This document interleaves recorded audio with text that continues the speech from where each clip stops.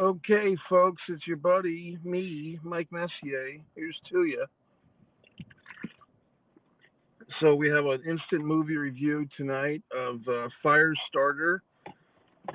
I guess this would be a 2022 release because it's 2022. And I've never seen the original with Drew Barrymore. I know that was her big thing after E.T., I think in '83, something like that. And I've never seen the original Drew Barrymore version of Firestarter, but I wish I had seen it. I don't know why I never saw it. I kind of wanted to for a long time, but never saw the original. Um, yes, there are movies that I actually haven't seen. People sometimes get offended if I haven't seen a particular movie because I've seen a lot. And if I haven't seen their favorite fucking movie, they get upset with me. But I haven't seen the original Firestarter. I did see this one. I don't know if you'd call it a reboot, a remake. I don't know if there was elements in the first one that carried over into this one. I did like the idea of the film. I guess first of all, should you see the movie? If you like horror films, go see it. There's some, as far as the content goes, what to look out for if you have a squeamish stomach. There's a lot of burn things in this. A lot of scenes of burning, which some folks might have an issue with. As a matter of fact, kind of a morbid coincidence. I was doing stuff on the computer today and wanting to listen to something at the same time. So I found the Chris Jericho podcast. I was looking for the Moxley episode, but I found myself listening to an episode that Jericho did about the station, a nightclub fire. So I listened to this whole thing about, that took place where I was at the time, Rhode Island. Sad story, 100 people died at a Great White concert at a club that I was actually in a few times in my life, the station. And a lot of people got burned and injured. And just listening to that podcast, and then hours later, here I am at the movie Firestarter. Granted, it's fiction, I know. But there are a lot of burns in this film, burning flesh and so forth. So if you have a squeamish stomach when it comes to burns, or if you have a history of burning in your family or whatever the fuck, you may not want to see this movie. It might be too intense. But if not, or if you want to try it, I think it's a good horror film. The lead actress I thought was very good. Zac Efron, I guess, plays the father. I didn't recognize him. He was like a Hollywood heartthrob, 10 or 15 years ago, and did pretty well here as the dad. Um, I'm trying to think if there was other actors that I recognize, and the answer is no. I mean, I'm sure that there were some people that have careers and so forth, but I can't tell you who exactly everybody was. By the way, this is live. It's Tuesday night. One thing I was surprised, folks, if you have any questions or comments, feel free to type them up. Um, the theater actually was pretty full tonight, which is shocking. You can see that I still have daylight here. One thing I love about Florida is it's like 8:30 at night right now, and there's still the fucking sun is out, so I enjoy that. It was a hot day today. I did mostly stuff inside because it's hot. So the movie started at 6:25 on a Tuesday, and I'm thinking, okay, this will be like the typical thing. But when I'm getting my ticket, I noticed that some of the best seats that I normally like on the side, on the left, on the back, they're filled up already. So I got a pretty good seat, I thought. I get to the theater. I was about 12 minutes late, so I'm missing most of the previews. And there's like a bunch of people in my row, with a couple of seats empty. I have the side seat, like the far left seat. Then there's two empty seats, and then some people. Okay, fine. Well, the movie's just about to start, and these two ladies come in, and they're looking at their fucking tickets and everything, and lo and fucking behold, they've got the two tickets right next to me. So it's just one of those deals where nice ladies, I'm sure, nice women. One lady asked me to look at her ticket to tell her what seat, you know what I mean? And I'm like, I'm okay, fine. I sat there with them for about 20 minutes, but it was one of those deals where the lady brought out fucking hairspray out of her purse and started spraying her hair. And then she was telling her friend, "Oh, I'm gonna keep my phone on because blah blah blah." And her friend's like, "Why?" And she said, "Well, I'll keep it on vibrate." I'm like, "Okay, this is not looking good." because I really lose. I mean, I'm like the goddamn fire starter. If somebody's talking on their phone in the theater, I'll give you the fire. Javier, hey, what's up, buddy? I don't know, man. These Hameen media guys, I don't know if they like me, buddy. I mean, they're all very up each other's ass at times, to be honest with you, Javi. So I don't give a fuck. But yeah, Joey, Michael, if you're here, happy do. But in any event, the movie, I'm watching the movie. The lady's next to me. She's talking. But people like talk during the movies, and suddenly, like, I'm in their conversation because I was the nice guy sitting next to them or whatever. So suddenly, like, and I just feel like, am I supposed to respond? Uh, am I supposed to respond to these people when they're talking in the theater? Is it my job to like answer their questions? The movie's going on. This is not the time for a conversation. David Reynolds says, "Inbox me when you get a chance, buddy. Let me know if the movie is worth going to the UK. Thanks in advance. It's 2 a.m. here, pal, and I can't stay awake to watch all the review." Well, David and Javi, I appreciate you guys checking in any event. But yeah, I appreciate that. I do think the movie's worth seeing. Like I said, it's a good horror movie. I think a lot of it, folks, comes down to genre. If you like horror, you will like this movie.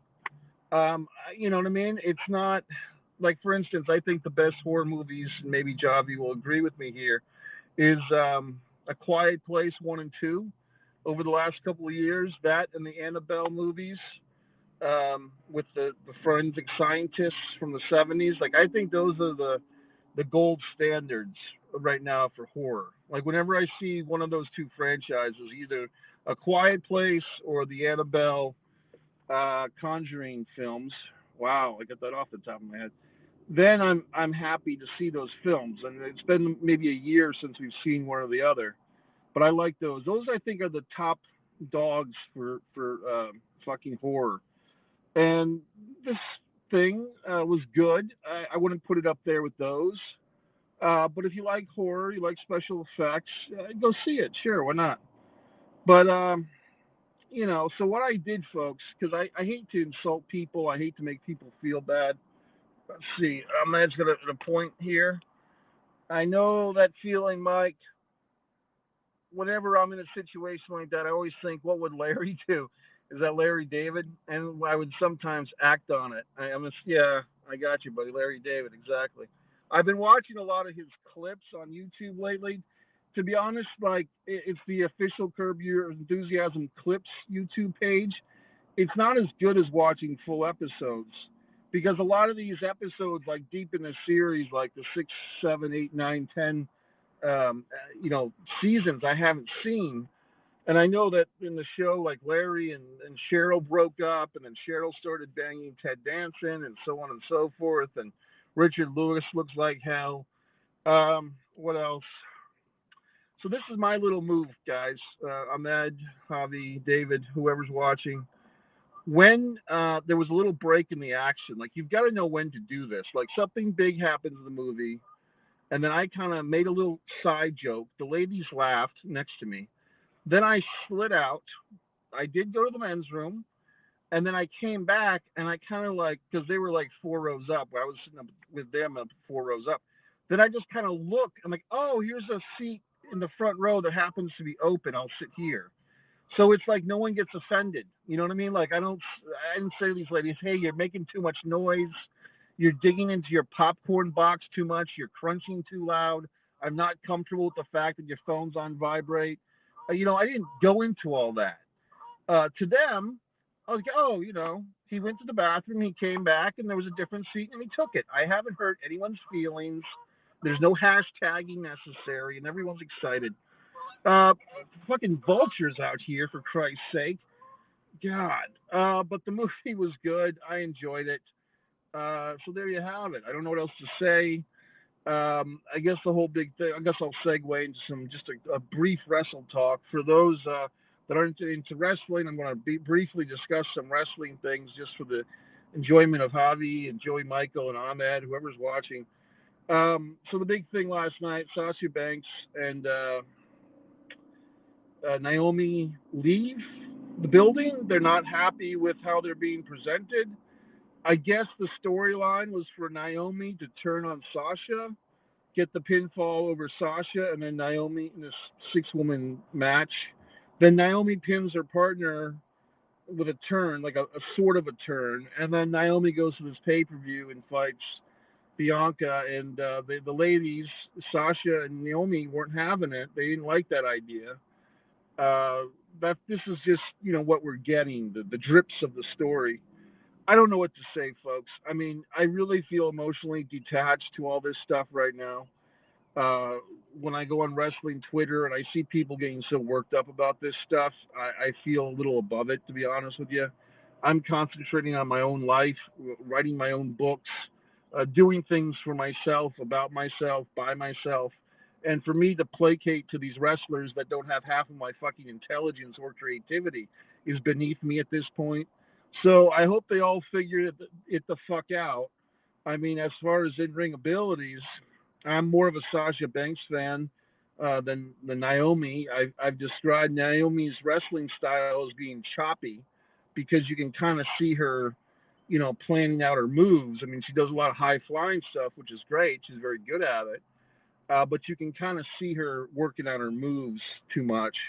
So that's what I call choppiness. Sasha is the exact opposite of that. She's very smooth in the ring.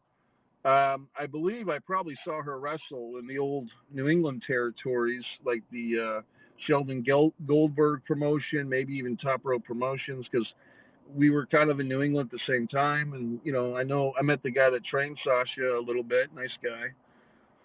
So I'm kind of more of a Sasha Banks fan. I know that she's had some contract issues with the WWE. You want to know what the fucking origin of it is? If you want my opinion, it's because Sasha Banks, back when Sasha was still at, hey, I don't know what's up. I haven't seen you in a while, buddy. Funny that Sasha and Naomi cared about these tag belts that nobody else cared about. But yeah, good point. Now that they're leaving, suddenly everybody cares, right? Suddenly everybody cares about these women tag team titles. Um, so I don't know. I mean, I think the problem is the origins of this is that back when they were all in NXT, when I say all, I mean the four horsewomen, Charlotte, Bayley, Becky Lynch, and who was the fourth? Sasha. When the four of them were all in NXT, I remember watching Raw a few times, and Adam and Javi and Ahmed. Do you remember this?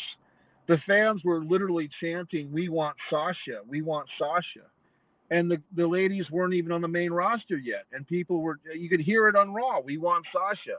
Well, people are saying the Joker in the Owen Hart Women's Tournament will either be Sasha or Naomi. I doubt it. But there's a 90-day no compete clause as far as I'm aware after leaving WWF. Well, most likely, buddy. And I don't know if there's been any breaking news that these two ladies are fired or shit canned. If that's been, I didn't see that reported. So as far as I know, they're still gainfully employed. And the WWE released so many people over the last few years: Braun Strowman, Bray Wyatt, so many big players they've released, but I don't know if they can release Sasha and Naomi. And of course, Meltzer and others were pointing out that Naomi, in her case, is the cousin-in-law of Roman Reigns, and he has great power in the dressing room. So, I mean, it's interesting, but here's the thing, gentlemen. When this is like the biggest story for WWE, like when people come out of Raw as fans or behind the scenes people, and the biggest topic on everybody's lips is, "Oh my God, these ladies walked out," that means the show wasn't very good. You know what I mean? Like if there was nothing that actually happened within the show other than the talent leaving, whether it's a shoot or a work, I just don't think that's something to be proud of. And it's not something that interests me. And see, I know when I say this stuff, a lot of you guys listen to it, you hear what I'm saying, but you still watch Raw every week. And I'm just trying to explain in my own way that freeing up that 3 hours of obligation, like an anchor around your ankle. I mean, hashtag Raw protest once again. You know what I mean? It's just like I feel like I've lifted a burden off my shoulders. But you have to do the work. You have to make the concentrated effort to not watch WWE Monday Night Raw and find something else to do. And once you get out of that habit of watching the show, and then you see people online, Twitter fucking and everything else about the most minute details of Raw and how they fucked this up, you kind of get a little swarmier than thou. And you're like, I'm glad I'm not watching this shit. And if there's anything good to come out of it, you can watch it on YouTube later. You know what I mean? So it's the WWE has done that to themselves. I haven't done it. You haven't done it. The talent hasn't done it. The McMahons have fucking done it. They've ruined their own Frankenstein, folks. So fuck them. I just, I'm not going to give them 3 hours of my life anymore. I wish the best for all of them in their future endeavors, Hunter with his health especially, but I can't sit around and whatever the fuck. Raw was actually a little better without them on the show. I assume you're talking about Sasha and Naomi. Well, hey, buddy, I mean, it is what it is. I don't know. I didn't watch it, so I wouldn't know. I'll be honest. I watched SmackDown for the first time in ages, says Ahmed, last week, and it was brutal. The last segment was with Roman Reigns and the Usos confronting Randy Orton and the other chap with sandals. Matt Riddle. I'm not into Matt Riddle either. I'm in, brother. Preach. Thanks, Chungus. Good to see you. The Maryland contingency here. I'm going to go back to Ahmed's point. Yeah, man, I don't, Friday Night SmackDown, to me, why would I have appointment watching on a Friday night? I mean, I'm not Mr. Electricity, Steven Regal, the AEW Remco doll, okay? I don't have that exciting of a life. And I realize that some folks, whether it's because of the worldwide situation or they're just not social, maybe watching Friday Night SmackDown is a big part of their day or their night. So I try not to mock or make fun anymore. But at some point, I do feel like wherever you are, big town, small town, you can find something to do on a Friday night. You know what I mean? Rather than just watching fucking WWE. Yeah, exactly, buddy. Who drove Jimmy Uso home last night? And as you know, my Usos video, if you haven't seen that, it's a short. It's like a 1 minute short. It's actually my second most viewed video here on subscribe to Mike Messier YouTube channel. It's my rant on the Usos being drunk. And especially what we see with Tammy Sitch, FKA Sonny, formerly known as, how can we not see that the Usos should not be gainfully employed? And that's another reason why I find myself not wanting to support WWE. When they enable these people who drink and drive and risk everybody's life, why should I support a company with that low moral compass? And the answer is I don't. So Ric Flair's coming back. Let's get into that. I mean, I guess this has become a wrestle chat. That's fine. I have no problem with it. Yes, he's 73 years old. Yes, we almost lost him a few years ago. Yes, yes, yes.